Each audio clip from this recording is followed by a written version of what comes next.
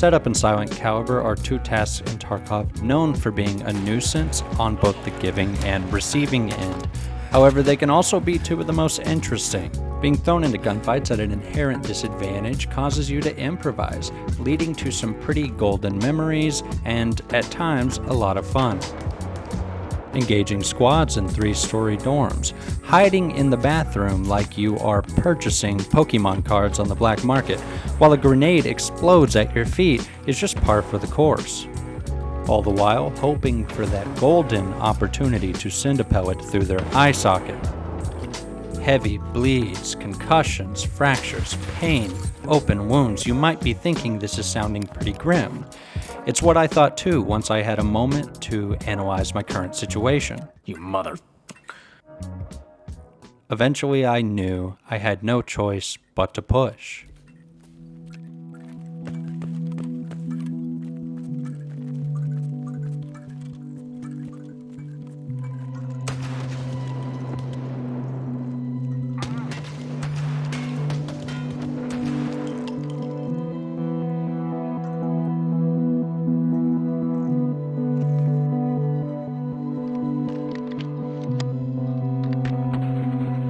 It was at this point, lying on that cold, filthy floor, that I had to make a decision. Giving up sounded easy, my mouse looming over the exit button. But we all know how ridiculous that sounds. Why would you give up whenever you can wipe out a 3-man squad with your silent MP153? No matter the situation, it is always easier to give up, but you have to remember, the only way to ensure you never win is to stop trying. This is especially true in a game like Escape from Tarkov because it is not what is called a zero-sum game. There's always progression, even for the perceived loser. Having your cheeks clapped at 80 meters by 8.5mm buckshot may not sound very good, but you have to remember that player progressed in this raid despite that. They leveled up their endurance, they leveled up their health, their strength, their vitality, they had fun with their friends, and that is not nothing. This raid didn't end the way that squad wanted, but to be fair, mine didn't either. You have to roll with the punches in Escape from Tarkov and jump back in regardless. Every session has its own ebb and flow, each raid different than the last. That is one of the reasons Tarkov can stay so fresh for so many players for so long. The important thing to remember is that you have to keep trying.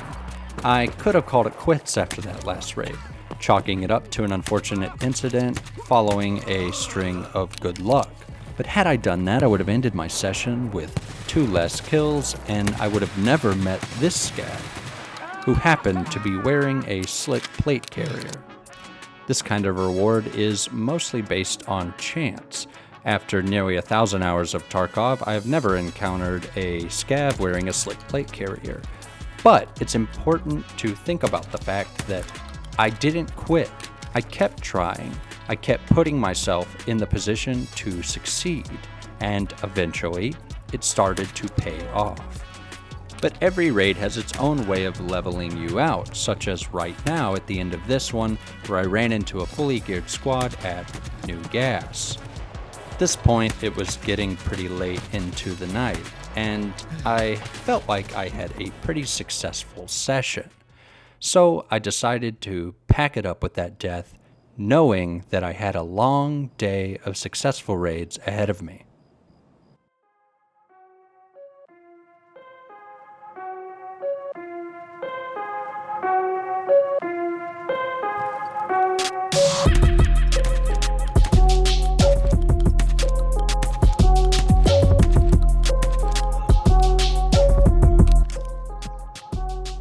Pretending that every raid was a highlight reel of productivity, or that each raid didn't have its own struggles, such as this one where I got no kills and was swarmed by a duo camping 3-story dorms, would be doing you quite the disservice.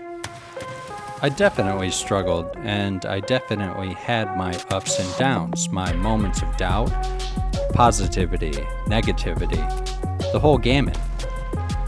But being aware of those feelings is more than half the battle. Being able to think rationally and remind yourself that yes, this one ended badly, but the next one may not, is a key skill that comes in handy more than any gear ever could in Escape from Tarkov. It's important to remember that the tasks are designed to take the player out of their comfort zone, to put them into situations that are foreign to them. It is the struggle born out of these uncomfortable situations that earns you wisdom in how to approach similar situations in the future. It breeds creativity in how to create your own gunfights, set up traps, post ambushes, and ultimately achieve your goals.